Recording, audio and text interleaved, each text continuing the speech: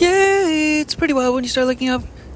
items on YouTube of people that can land a free fall from skydiving with no parachute, and they can land it. If it has been done a couple of times, it's quite peculiar, but it's been done. People have landed without having a parachute on and still jumped out of an airplane and landed intact. Oh yeah, so that brings us to our next phase. Welcome to the news. What we're trying to touch upon today is getting into talking about wingsuits in essence, and how we want to try to conceptualize putting a propeller within a wingsuit so that we can utilize bird energy to be able to utilize bird energy and develop a wingsuit so that people can fly from the ground, because we're talking about the lightest weight materials as is possible. We're going through all the type of vehicles that are possible necessarily today. And over the last couple of weeks, we're going through all the different materials, all the conceptual possibilities, all the different little potential, basically the e-scooter market, the e-scooter market, like the market that caters to like e-scooters riding around on the street, like that market. Yes. In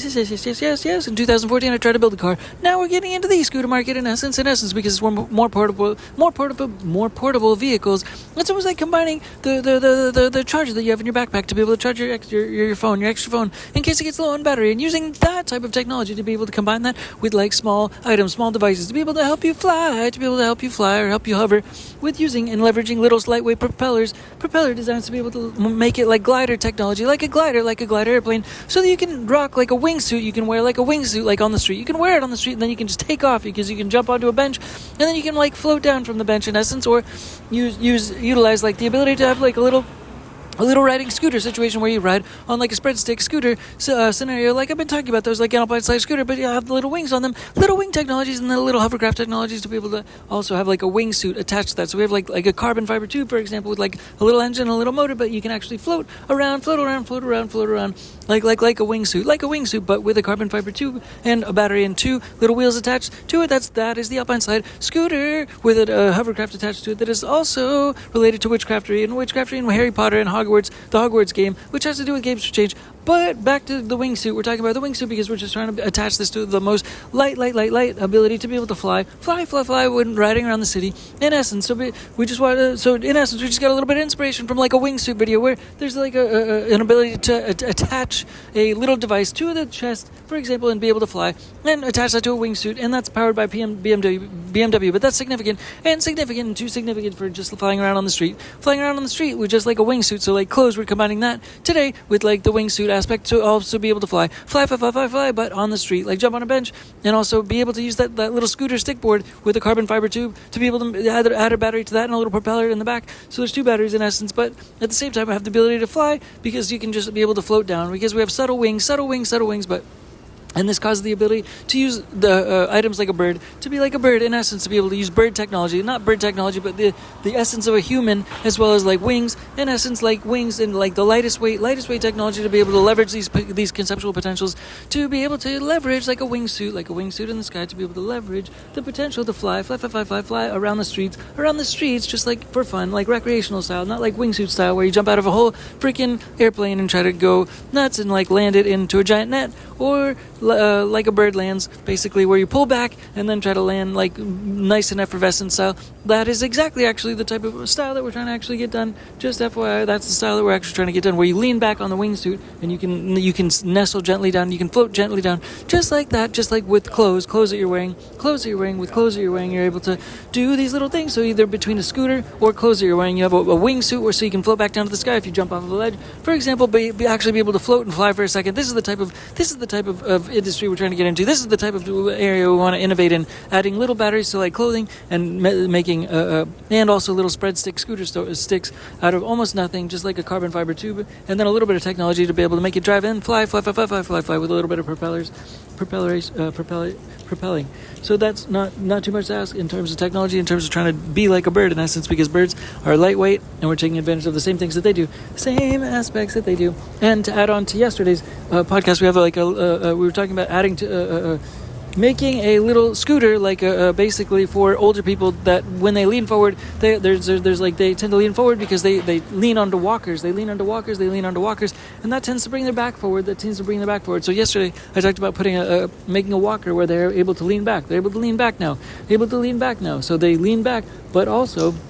we want to add a little battery to it, so it's also like they can not only just walk, but literally they can push a little button and they can walk and be walked also forward, because they can stand onto a little plank and also it can walk for them, and it's got little shocks and such things, so that not only can they lean back, but it has a little battery attached to it, so they can actually be like walking. It's like a figment of walking, but it's actually they're leaning back, they're keeping their back straight, and there's assisted rolling into the wheels. There is a little bit of a button, a little bit of a trigger, so that they can add a little bit of power propulsion to the ability to walk in assisted walking mechanisms, so that they can walk a little better, but also most importantly straighter,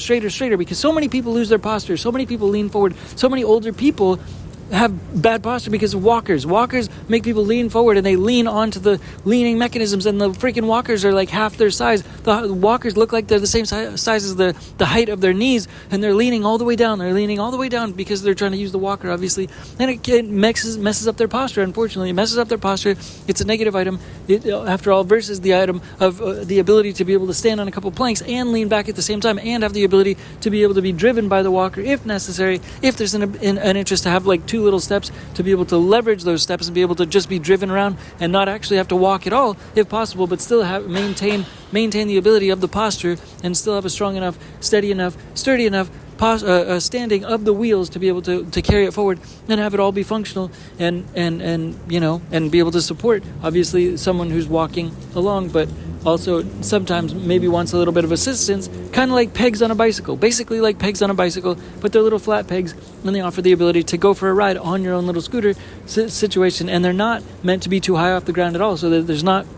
an ability to fall. But there's different mechanisms in place so that there is not that ability, because if they can walk, then they're not going to fall, because it's just that low to the ground. In essence, it's almost the same height,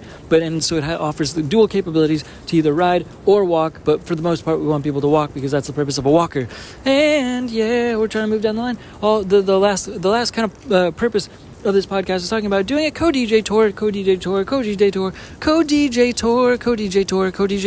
So we want to start trying to reach out to DJs around the world and do co-DJ tours, and we'll see if that ever actually works out, because a lot of times if I talk about things too soon, then they don't end up happening. So it kind of sucks, to be quite honest, because this is maybe one of them, but I hope not, because this is something that's been an ambition for a long time. And it's like, in essence, to hire DJs to play with me. So we'll actually book them into a spot to be able to play with me, and we'll develop like custom, music and such things together to be able to play that custom music together during a DJ set, and also have like a decent sized audience with a pathway in mind to be able to try to collectively connect with different DJs across the course and across the path, to be able to try to develop also a reputation along the way, to hopefully try to strategically somehow build that along the way and along the journey, hopefully hand in hand with one thing to another. And that's sort of the purpose of this podcast, is talking about doing collaborations in this fashion, to be able to make music with DJs and develop similar styles with a certain aligned people, because there are many thousands of DJs in the world, and some of them are have different reputations, have the ability to vary across all of them. So to try to have like a Taylor Swift mentality of developing a brand reputation and such thing, by using and leveraging this strategy, is sort of the focal purpose of this podcast, to be able to try to leverage co-DJing, to try to also develop change for games across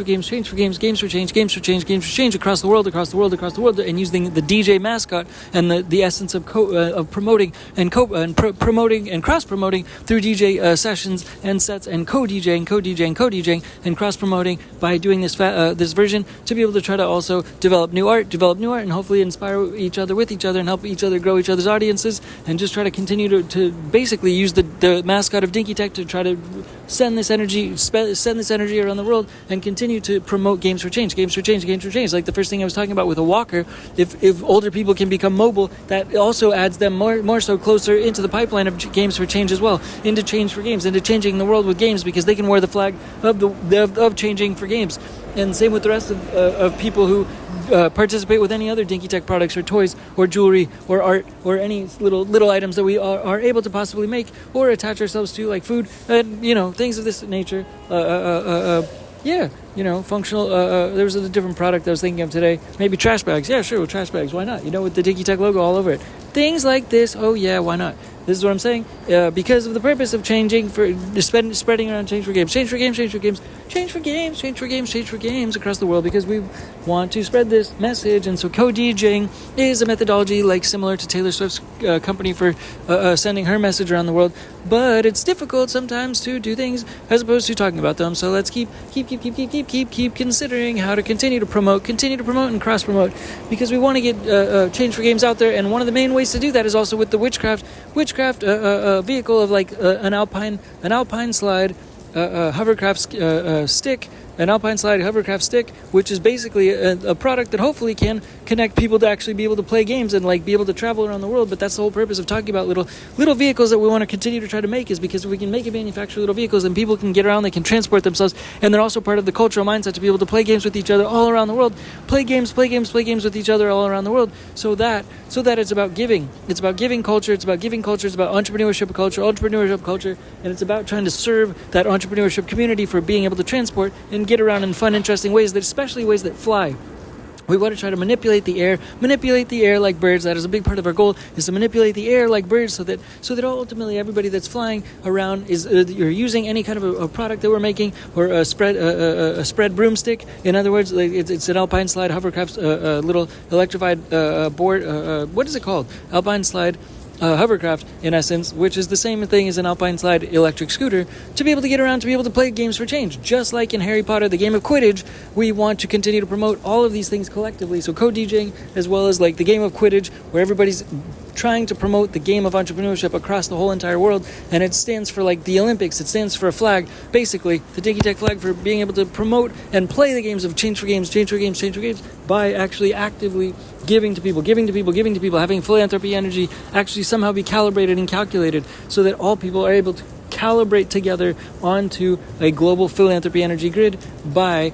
utilizing a consistent and consecutive global metric developing mechanism that measures philanthropy energy, which is a symbol for other different types of energy. Right now it could also be Bitcoin, because everybody's leaking into Bitcoin, and this is something for the future, and this type of energy has to do with monetary energy, but these symbols are going to be able to be tracked, and we'll make a methodology and an equation for the whole world to be able to statistically be tracked in terms of philanthropy energy, and the goal of attaching 100% of people to the ability to be able to get resources and be able to be tracked and be cared for, as 100% of people are cared for and nobody's left behind and left out. And that's the main energy, so that monetary energy equals human energy, and people are 100% of people in the world are able to be cared for, at least acknowledged as people, and there's 100% of services provided to 100% of people in the world. And that's what philanthropy energy is all about, after all, and that's what the Games for Change and Change for Games movement is all about as well, and that's what also our DJing and DJing and try to spread more music and business music around the world is all about. That's all for now. It's kind of a quick one, I guess. Not really that quick, but anyways, thanks again, DINKY TehC. Bye, peace, bye.